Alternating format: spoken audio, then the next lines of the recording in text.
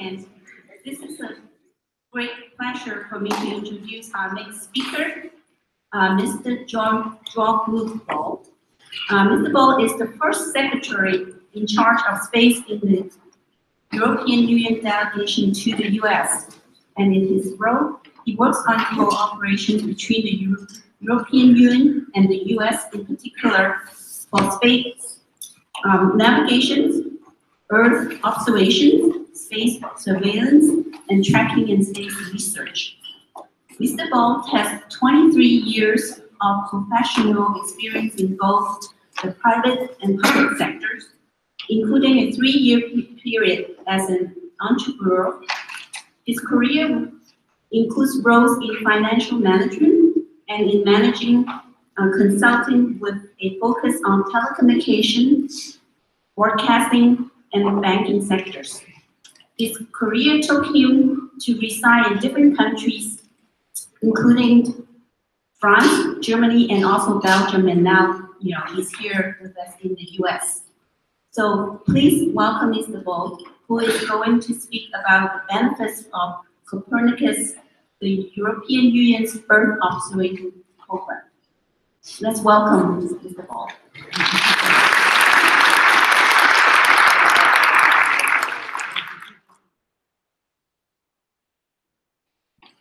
Thank you, Emily.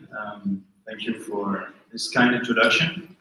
I would also like to thank the Earth Science Information Partners and its Executive Director, Mrs. Robinson, for allowing me to speak today and talk to you about Copernicus, our European Union's Earth observation program. Before I enter into the matter at heart, I would like to give you a few words of context about what the European Union does in the arena of space and what Copernicus is about, how we are organized. Copernicus, as I said, is a European Union program, and the European Union is a relative newcomer to space. We have been active in space since about the year 2000, so later than the European Space Agency, later than the member states. What we do is complementary with what the European Space Agency does and the member states. We do space programs with a focus on policy. Space for the EU is a means towards an end. We have 2 flagship space programs, Copernicus for Earth observation, Galileo for space-based radio navigation, and some efforts in space surveillance and tracking, as well as space research. The budget we have allocated at the European Union level to space for the period 2014-2020 is 12 billion euros, or if you prefer, a bit more than $13 billion. The EU's capability is now recognized. Galileo is offering services since December 2016 and has 22 satellites in orbit. And last week, the Earth Science Decadal Survey recognized that Europe has established global leadership in long-term sustainable Earth observation. So Copernicus. Copernicus is a civil, user-driven program under civil control. It has multiple objectives. As I said earlier, it is a means towards an end. It monitors the Earth to support decision-making. It stimulates growth and creates jobs. It develops the competence and knowledge base of the European industrial and service base. It increases knowledge on the state of the Earth to adapt to climate change. And it supports EU policies in numerous domains: agriculture, environment, transport, climate, security, as well as global initiatives such as GEOS.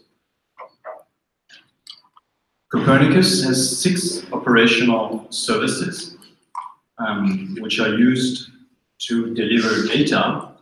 It builds on national and European capacities to supply this data. It's not, even though its core is a space-based infrastructure, it's not purely a space program. It combines observation from satellites, our own Sentinel satellites, of which we have 6 in orbit at the moment, and contributing missions from European member states or international partners, as well as in situ measurements from ships, buoys, air sensors, etc.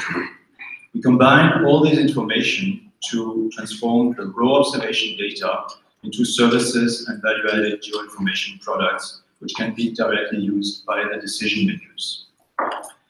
These are grouped in 6 areas: land monitoring, ocean monitoring, atmosphere monitoring, emergency management, security, and climate change. They provide round-the-clock information on the state of our Earth, the challenge of climate change, and they provide civil protection authorities with the data they need to manage emergencies such as natural disasters or humanitarian crises. And all this information is provided on a full, free, and open basis. In terms of budget, I'll skip through the animations quickly. The Copernicus program has been financed via a research budget until the year 2013 with 1.3 billion euros. And in 2014, it became operational with a much larger budget, 4.3 billion euros until 2020. This is a sizable increase because it was obtained at a time of austerity, when all budgets were increased and space and Copernicus were about the only budget lines in the EU that got more money. It shows 2 things. The EU is committed to sustainable long-term Earth observing program, and it's also a sign that the EU's member states recognize that there's a benefit to be derived from the program for all of them, not just those with space manufacturing capabilities. Regarding the heart of the matter, the study on the socio-economic benefits of Copernicus. This is the result of a study which was commissioned by the European Commission in 2016, released in October 2016, to assess the impact of Copernicus on the European economic fabric. It is available on the internet, both the short version, about 70 pages, and the long version, about 400 pages. On the last slide, I give the address for those who would like to download it, if you haven't already done so. What I will present today is a quick summary of the results and findings of this study. The study is the first assessment of the program. It assessed benefits for the period 2014 to 2020 of 9 billion euros. 9 billion euros which were derived from the upstream sector and the downstream sector. It used modeling and conducted interviews with about 140 companies to have a basis on which to extrapolate the findings. The assessment may be a bit on the conservative side, because at the time of the study, Copernicus had been fully operational only 3 years. And also, another effect is likely to increase the impact of Copernicus is in 2016, the European Union released a space strategy which initiated efforts to increase the uptake of Copernicus data and Copernicus services. And these effects are not accounted for in the study. So the study examines the upstream and downstream benefits. I think I said it a bit earlier. It examines the benefits accruing to the European market. So the focus is really, it's in the context of decision making in terms of budget, and our decision makers are basically want an answer to the question: we invested 4.3 billion euros over the 7 years into this program. What's the impact on our economy here in Europe? And this is what the report tries to answer. It doesn't count any non-monetary benefits like patents or research and development spillovers or improvement in social conditions, health, environment, etc. So it's purely the monetary approach.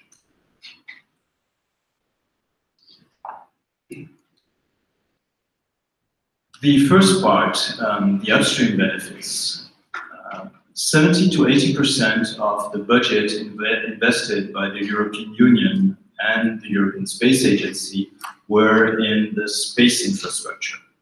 That's the simpler, quote marks, the simpler part to evaluate. The consultant looked at the GDP impact, so the impact of the direct spending upstream, the spending of the Tier 2 suppliers, and the induced spending by the employees of these suppliers.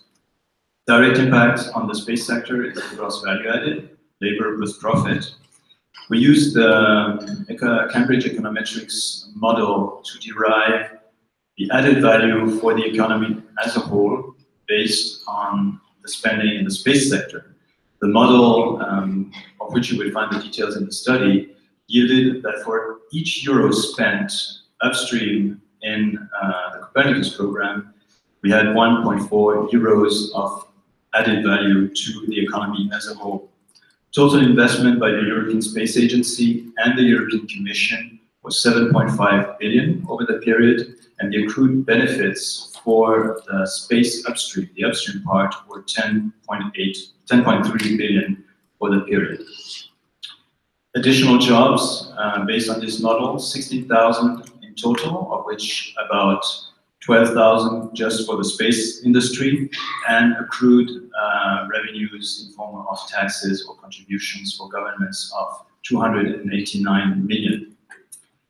The more complicated part now, the downstream sector.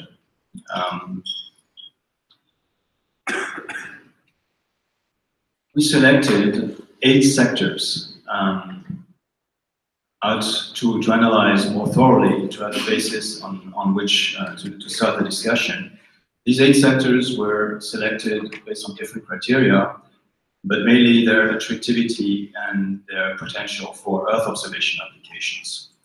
So the study tried to assess the monetary impact of Copernicus on the business of companies involved in these markets. So the market impact, which revenues are enabled by the existence and availability of Copernicus data, the commercial impact, in terms of reputation, spillover effects, the gain of expertise, which allows development of new products and gain of new markets, and the organizational effects, reduction of costs, improvement of efficiency. We used, to evaluate this, we used the microdiffusion beta model from the University of Strasbourg. This model was developed and used by the European Space Agency, by the Canadian Space Agency, by NASA, to estimate the impact of the gain of knowledge and expertise by contractors when they execute contracts for these agencies, the impact it has on the rest of their business. The objective here is not to get a euro precise figure for the benefits. It's rather to answer the question, is there a tangible impact on the economy from the availability of this data? And what is the magnitude of this impact? The first step in the process was to characterize the value chain, identify the main actors, the market size.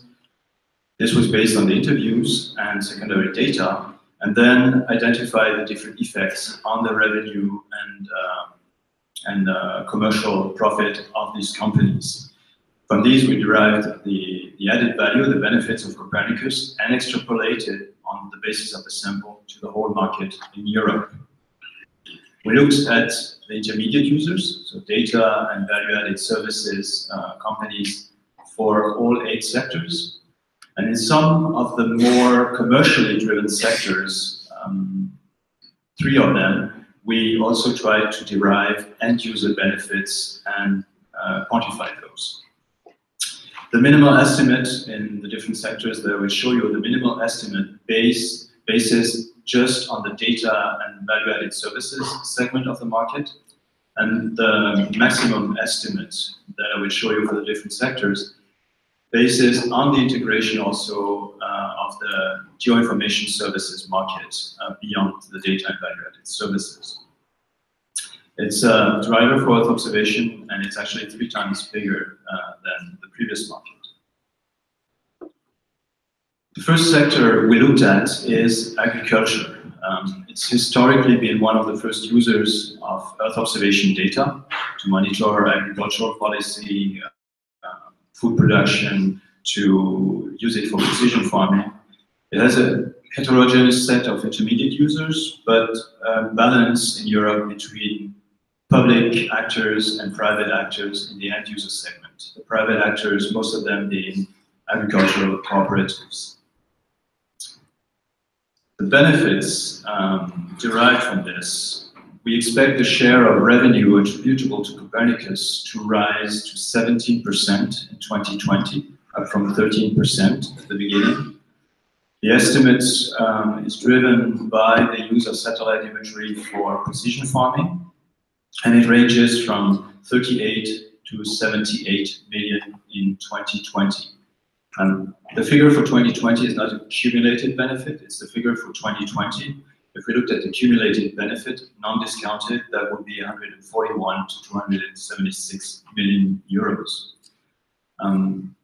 Again, this is not looking at any non-monetary benefits like the impact of improved irrigation management, reduction of the cost of precision agriculture, etc. The second sector we looked at is forestry.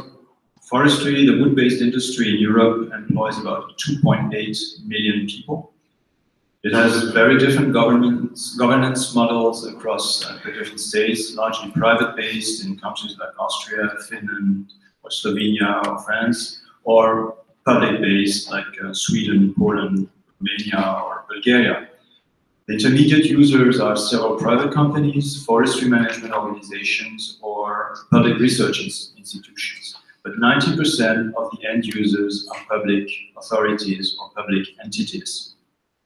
One big driver for the use of forestry products is the UN program RED, reduction of emissions from deforestation and forest degradation, as it requires countries to have access to accurate and precise data. And this is one of the drivers for the use of our Sentinel-1 and 2 data. Copernicus in the forestry area represents 11.5% of the data used, and the expected benefits in this domain range from 8 to 16 million euros in the year 2020.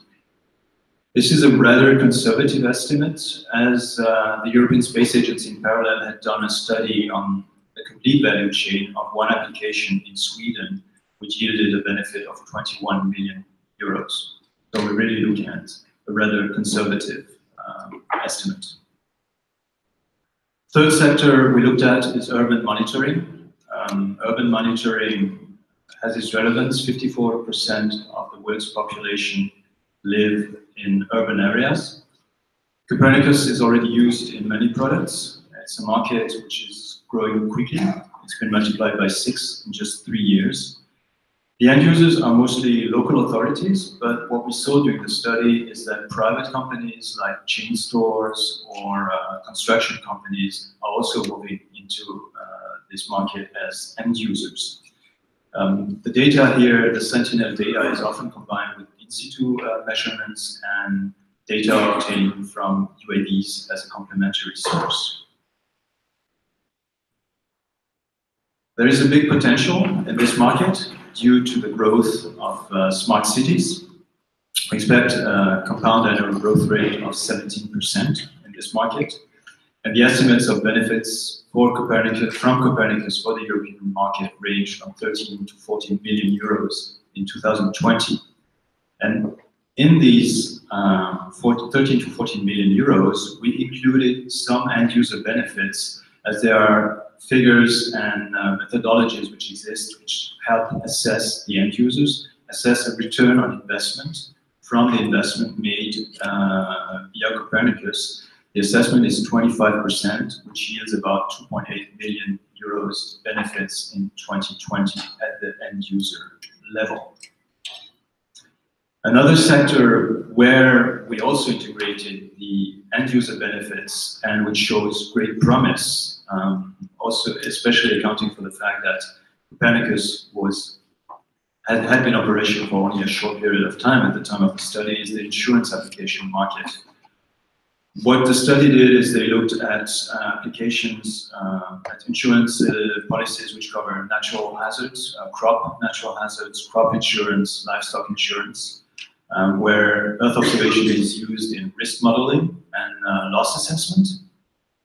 Earth observation is also an enabler for newer insurance products like index products, where the loss compensation is not based on the risk event, the individual risk event, but rather the assessment of an overall index based on large observations derived from space.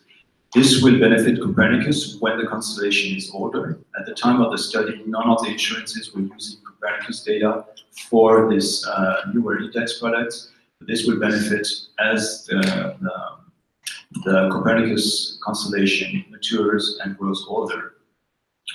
And here, if we integrate the end user benefits, we really look at something sizable. So we have a very conservative estimate of 3.4 million euros in the low-end part. However, the study has also looked at the potential for loss reduction via improved risk modeling, better assessment of losses at the insurance level business, the reinsurance part of the market. And here we're looking at benefits of up to 238 million in the year 2020. So here we're really looking at a market where most of the benefits lie with the end users and where there's a huge potential for Earth observation and Copernicus. Ocean monitoring applications is a sector where we have a very diverse set of users and applications. We have significantly different needs between these users. On the one hand, sustainable fishing and protection of marine resources, ocean surveillance, coastal protection, but also extraction of resources and trade, shipping routes. The end users in this case are both public and private, and Earth observation is an important source of data due to rapidly changing parameters in the environment. The benefits in this case are based on an assumption that Copernicus represents 6% of enabled revenues with a strong growth in the coming years. And this is only 1 year after the launch of the first Sentinel satellite, so mainly basing on contributing missions. The growth here will be driven by the Sentinel-3 satellite, which was launched last year, and which is focused on ocean altimetry. The estimates for benefits here are 28 to 58 million in 2020. Next sector which is strongly commercially driven, where the consultant also assessed end-user benefits based on an extensive case study, which is detailed in the study on our website, is the oil and gas industry. And here we're looking at the use of Earth observation, not in the entire chain of oil and gas, but only the exploration part, so survey, drilling, transportation. And most of this industry has switched to geoinformation products and uses Earth observation. Copernicus is used widely. End-user benefits here are sizable. They represent mainly the benefits of revenues enabled via new products and services based on Copernicus data. Most of the companies we looked at are developing new products based on the availability of Copernicus data. The limitation here is the fact that we had a sample that was thoroughly studied of 12 companies only. So we based our minimal estimate of benefits of 33 million euros in 2020 on this sample of 12 companies with their new products and the changed business methods. But if you extrapolate that to the whole market, the 200 companies which constitute the major share of the market, you're looking at 312 million euros in benefits in the year 2020.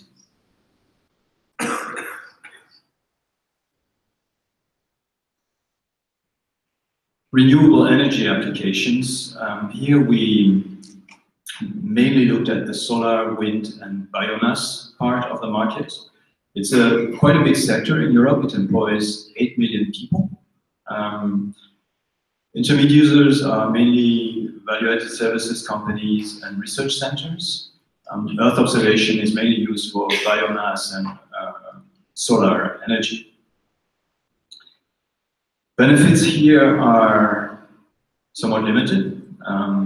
End user benefits, so the base estimate for intermediate users is 2.4 million euros to 4.2 million euros in 2020. The consultant looked also at the end user benefits, that is mainly improved maintenance and monitoring of grids, better site selection for the energy providers, and estimated these benefits to 1.9 to 3.8 million euros in 2020. Nevertheless, cautioning that the basis on which to extrapolate was rather thin, and this is why we left them out of the global figure for end user benefits, but I nevertheless wanted to mention it in this context. Air quality applications is a very promising sector. The intermediate users are mainly public entities. The commercial market is budding, very small, and the growth perspective is estimated to be small also because public authorities are already addressing most of the market needs in these domains. Atmosphere is the most used Copernicus product. Of the 6 themes, the most used are atmosphere products. But the monetary impact is very limited. It's less than €500,000 in 2020. What the study showed is that in this particular area, most of the benefits are non-monetary. Improved health and environment conditions for the population, which have not been quantified. So even though it's rather disappointing in terms of figures, it's nevertheless an essential service and market for Copernicus. I will come to the summary, 2 summary slides to recap what I just told you. So we looked at only part of the market, 8 value chains. In the study, you will find some of the other value chains that were looked at but not retained for the studies. We estimate growth rate for Copernicus enabled benefits of 31% per annum over the period we looked at. High-end estimate goes from 49 million euro benefits in 2015 to 207 in 2020. If we look at the value chain of the 3 value chains where we included end user benefits, that is urban monitoring, insurance, and oil and gas, we go up, it can be up to 517 million in the year 2020. There are probably ways to have more precise figures, but as I said, the objective was different, was to assess, is there an impact on the economy? Is that impact quantifiable? And what's the magnitude of this impact? Our discussions, the legal basis for Copernicus ends in 2020. And in May this year, the European Union will start discussions about the next multi-annual financial framework, which goes from 2021 to 2027, to discuss the budgets for the next legal basis. And in this context, such studies are crucially important to be able to tell our lawmakers and public and authorities in the member states that the investment is worth it, that there's a return on investment, and that the project needs to be continued and justify the size of the budget. If we combine from the year 2000 to the year 2021, we have conservative cumulative benefits in a conservative scenario of 10.8 billion euros for both the upstream and the downstream sector, or 13.5 billion euros for both the upstream and downstream sector from 2000 to 2021. If we look at the optimistic scenario, so the right-hand column, or the right-hand column of the chart for 2014 to 2021, 1/3 of the 9 billion in benefits are derived from the downstream sector. It's important also to note that something which is not quantified here, but what we noticed in the development of the service, even before Copernicus had its own infrastructure in space, the Sentinel satellites, the existence of the services, the fact that the services were structured along thematic areas, had already a structuring and positive impact on the market. The key strengths of Copernicus, as assessed by the study, are the data, the fact that it's interoperable, that its coverage and standardization. The weaknesses we have to overcome, and which we are working on following also the EU space strategy, is the access to data, which is why we started implementing DIA's data access platforms to make it easier to access the data and work in the cloud, as well as the processing and the user awareness. I thank you for your attention. I hope you can read it. The full study is available on the Copernicus website. It can be downloaded in PDF format on copernicus.eu. So that it's not just this study. There are several studies also which go much deeper in specific sectors, like sea ice, the impact of Copernicus on shipping in the north of Europe, Norway, etc. The impact on forestry, really along the whole value chain. So there's a trove of very interesting documents which can be found there. Thank you for your attention.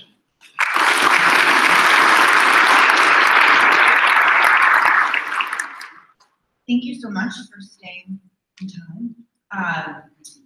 And now we can open it up to questions. So again, the mics.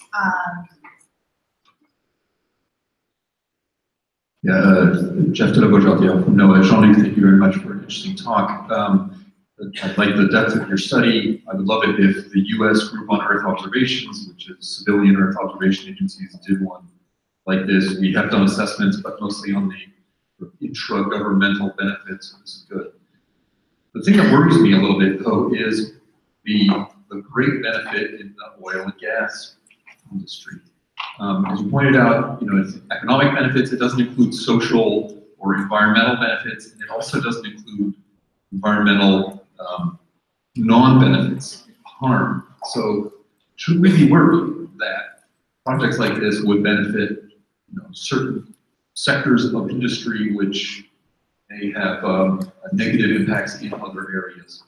That doing more of it because we know. This is something that we plan on addressing as a follow-up study. Shall document the non-monetary impact.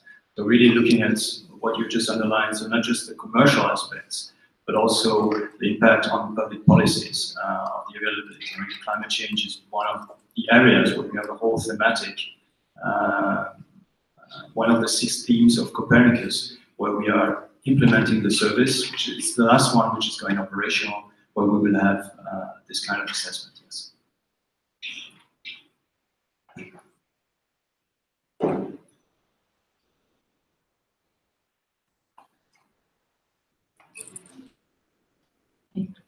All right, so Jean-Luc is a very interesting talk. Thank you very much. And it's really impressive to see that the EU Earth observation program actually measures all those both tangible and also intangible return of investment. So this year's ESIP theme is about promoting techniques to articulate and also measure the socioeconomic values and benefits of the earth science data applications. So I was wondering if you can talk a little bit about the techniques that you use and the challenges that, to be able to make those measurements. Thank you for that question, Emily. The main challenge we faced was the availability of data. And when you look into the report, the part which is dedicated to the selection of the sectors, it's really one of the criteria in the selection was, is there data available on which we can base our assessment? I said the upstream sector is comparatively easy because we have statistics and contracts are documented by supplier with their NSC code. So that is the equivalent in the US, their industrial code. So we could allocate pretty easily the money. In the downstream sector, it was really based on interviews. So it really was time consuming. and involved the consultant actually going to the company, interviewing the executives of this company, and identifying what products they could develop based on the data, and then use this as a basis to extrapolate. So it's a very thorough work, but it's also, every time you extrapolate, you have to make hypotheses whether this is applicable to the whole market. So that was a challenge.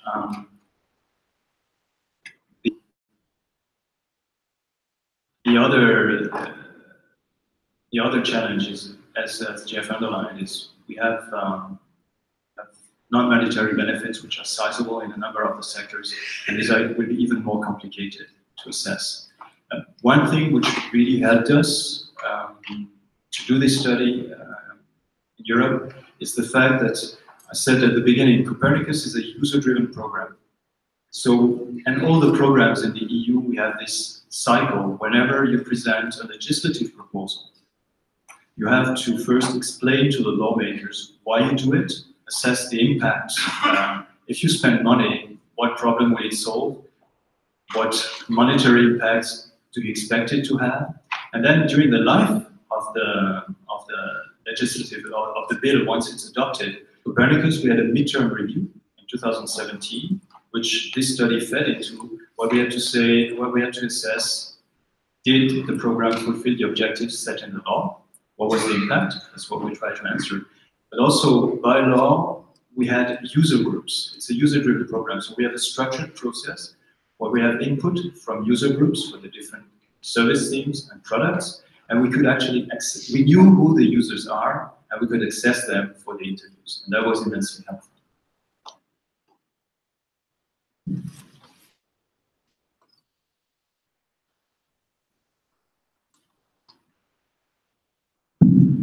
Gentlemen, my name is Drew Corbett. I'm with Esri. I've got a similar question to Emily's, and I really appreciated your presentation today.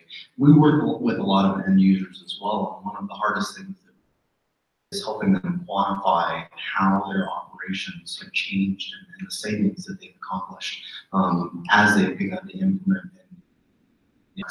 In your answer to Emily's question, you mentioned that you guys were working with executives and talking to the art of the possible and extrapolating how much money that could save them.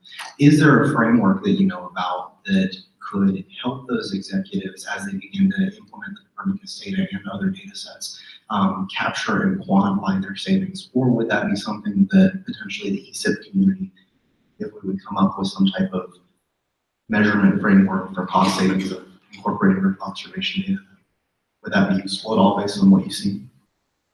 I'm not aware of an existing framework, so we use the methodology to derive the benefits, but the beta methodology, but that still was a methodology you have to feed, and I'm not aware of a framework where we could actually have a much broader sample size to be able to extrapolate on a sample basis, and that could possibly be something to develop, and to develop in a consistent fashion on both sides of the Atlantic, because we are faced with the same issues. Well, you also have to talk to your lawmakers and justify the budgets.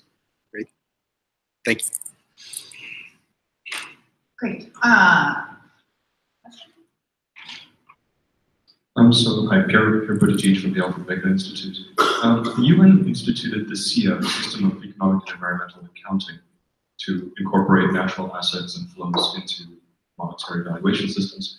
Is that on the roadmap for Copernicus, or have you already integrated SIA methodology into your accounting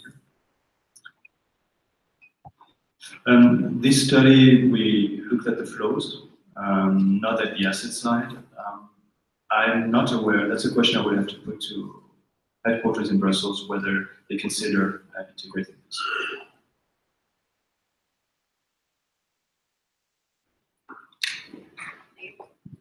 Last question. I'm David Neufeld with Series and NOAA's National Centers for Environmental Information. You touched on this just at the end about sort of how data access is starting to change.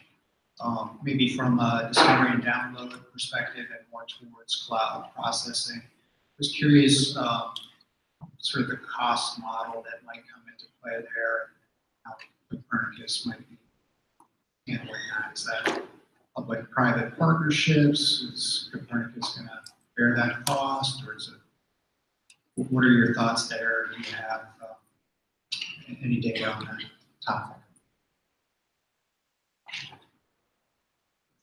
So in the existing legal base, or in the original structure of Copernicus, we started out with assumptions that underestimated the amount of data which would be generated, not only by the Sentinels themselves, but by the development of products. And people are incredibly creative when you give them data. You have products you would never have thought about, and this is an immense amount of data. So initially, we financed access hubs for different communities in the Copernicus structure. So access for science community, access for companies, international partners, etc. And now we are shifting the approach to a cloud-based approach. And the Copernicus program is financing the setup of data access platforms, which will allow users to work in the cloud and not download the data. The next step is really, this was a step to ensure that we have a stronger data service uptake, making the data available, because that was one of the weaknesses that we were facing. In the next step, we will need to see on the next legal basis how we approach this, if we continue financing most of it on a public basis, or if we use public-private partnerships. This being said, I mean, the situation in Europe is a bit different in terms of the IT service market.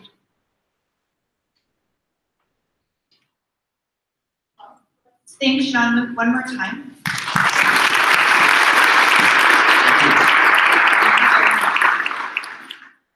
So we had a slight change in our agenda.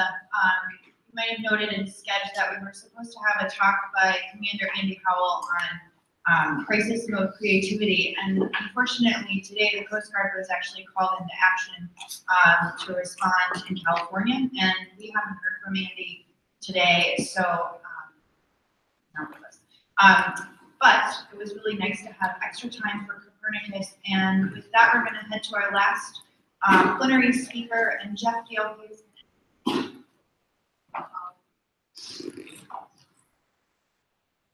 Here. Yeah, so I'd like to introduce Chris Sater. He helps build new products at Google through partnerships. He's worked at Google for 8 years and holds a BA in human biology and an MS in Earth Systems from Stanford University. He's going to speak to us about how Google is helping to facilitate the discovery of scientific data. Now, I'm introducing him. I only met Chris for the first time in person this morning, which means a couple of things. Number one, he's new to ESIP, so be nice to him and make sure he understands the value of ESIP. And secondly, I don't have any, sort of choice anecdotes to tell you about past shenanigans that we engaged in the old days. But when we did meet, it was through these teleconferences because Google had reached out to NOAA about helping improve the discoverability of our data. A lot of people go to search engines to find data. And we thought it would be very good if you could have a little time at ESIP to kind of tell us all about what he's doing, so you might be able to do some of the same. So, Chris, thank you so much.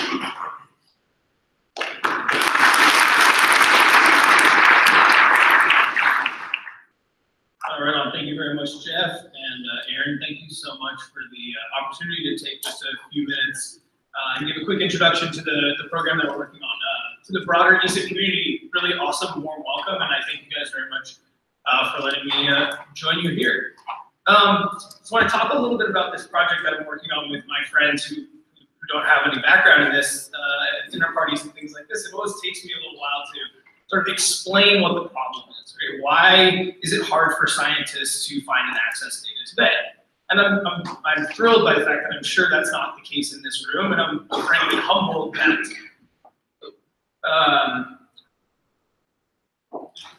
I'm humbled by the fact that,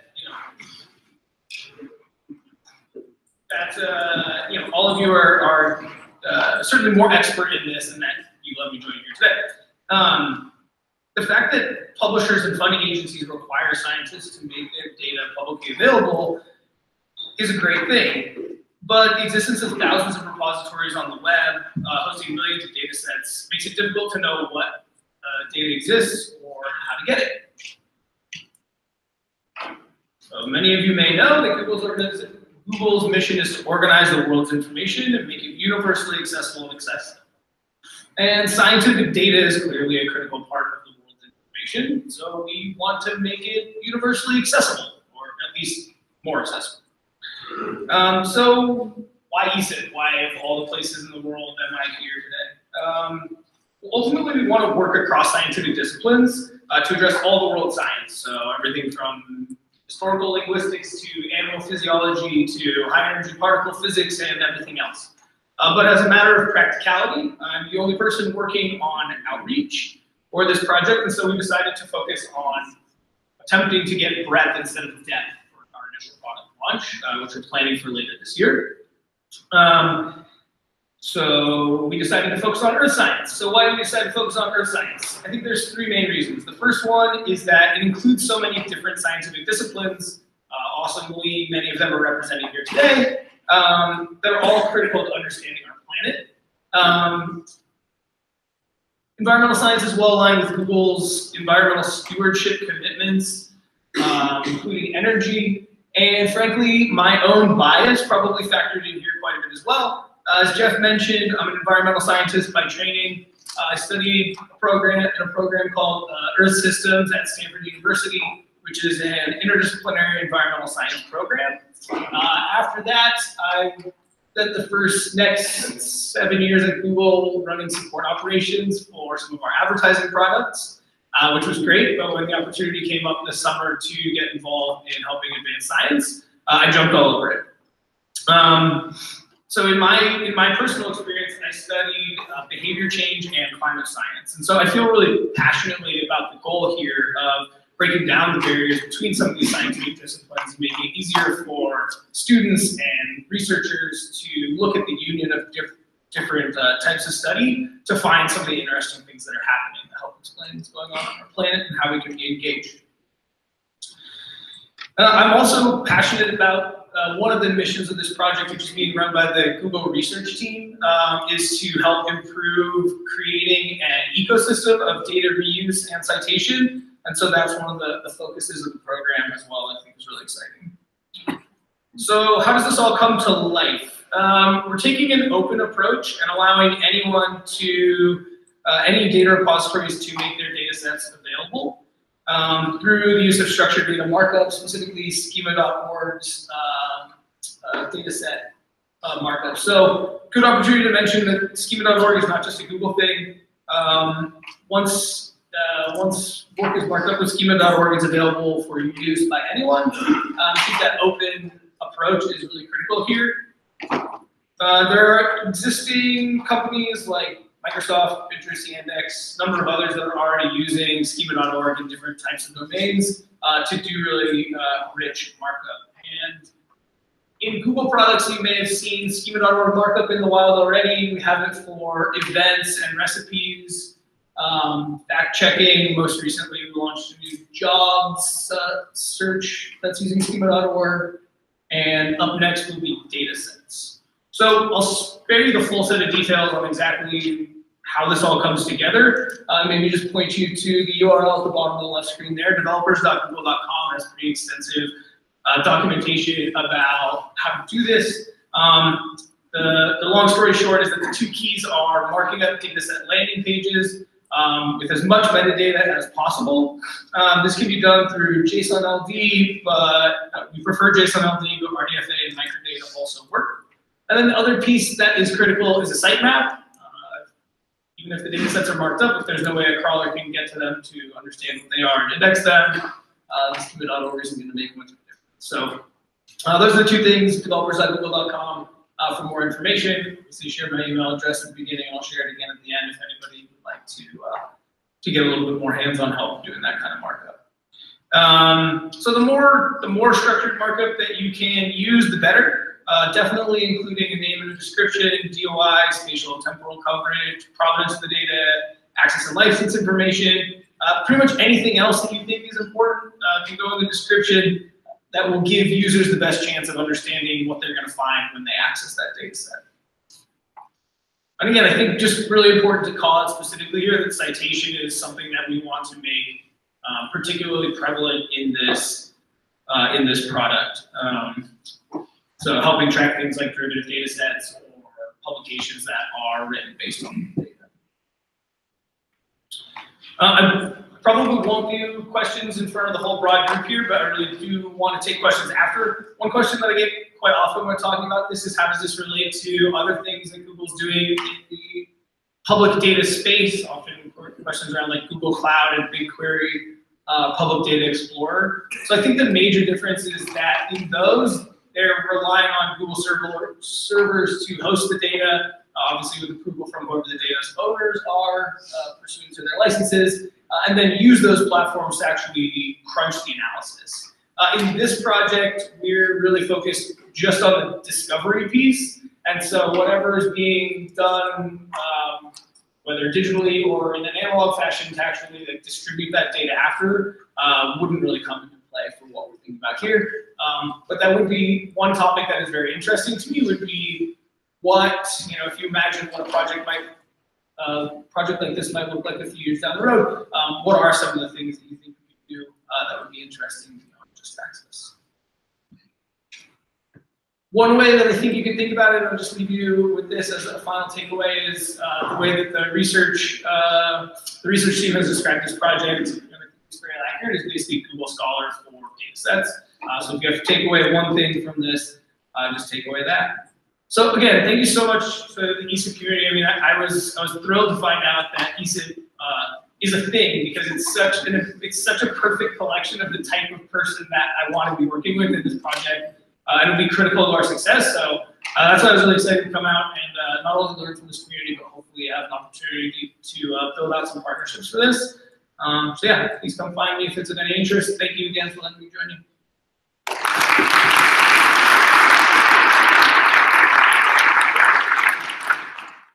So I just wonder if maybe we could give Chris a show of hands of how many people have thought about Google for its data sets at one point or another. We're in the right place. Great. So thank you all for adjusting with our adjusting schedule, for asking really great questions, and for being with us this morning.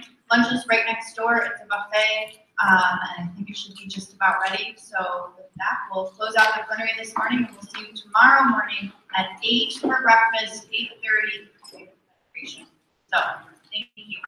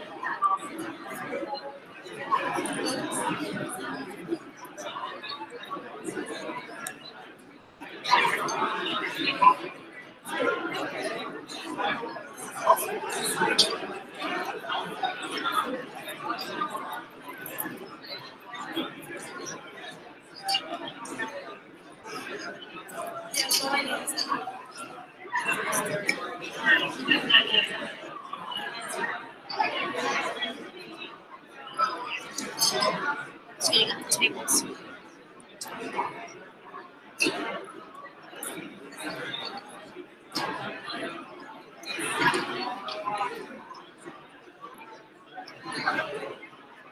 And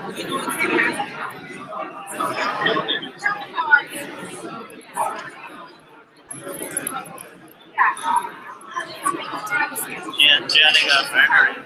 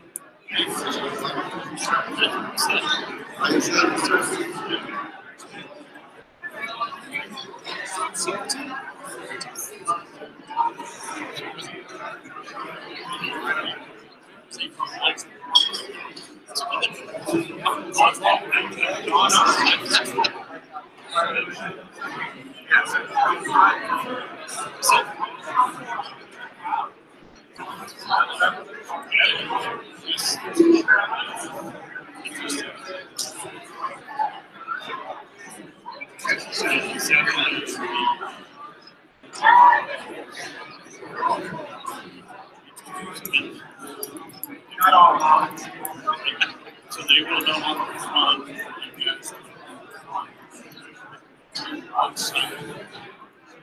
I mean, you know, that is just, yeah.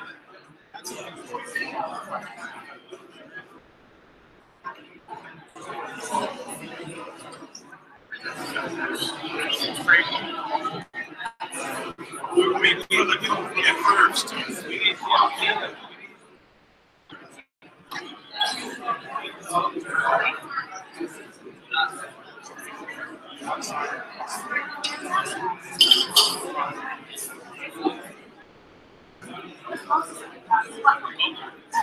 What's the meaning? You know, I don't know. Look, so you have the golden master. So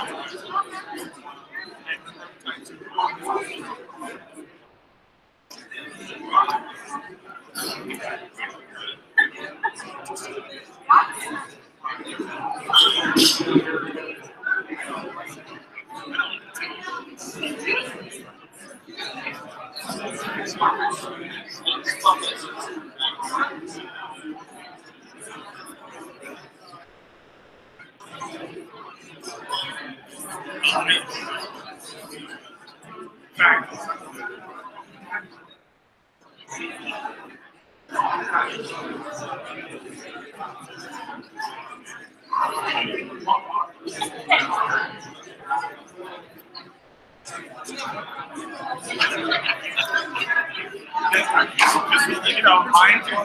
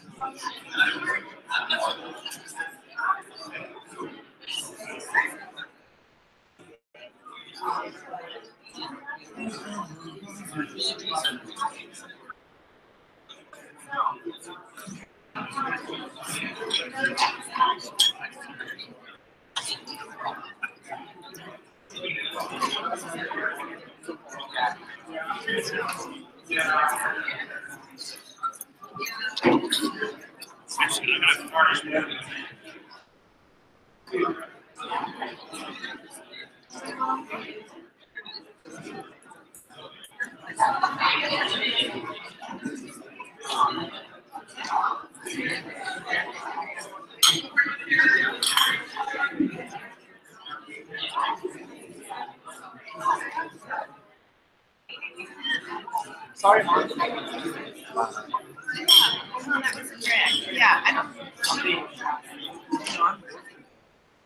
Right. Yeah, it was a bummer because everything clear that she was and then she got this, you know.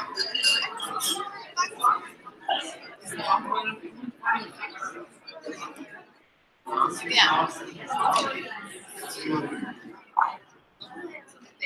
Yeah, so maybe in the summer we can get her.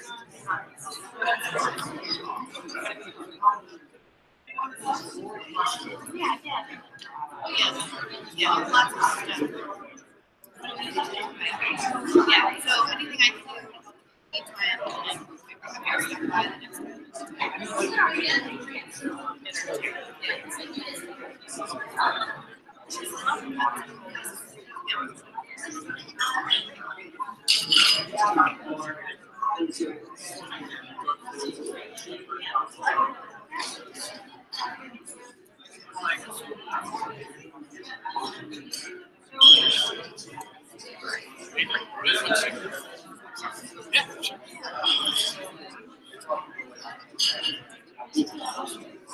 Okay, that sounds great. You're gonna go back.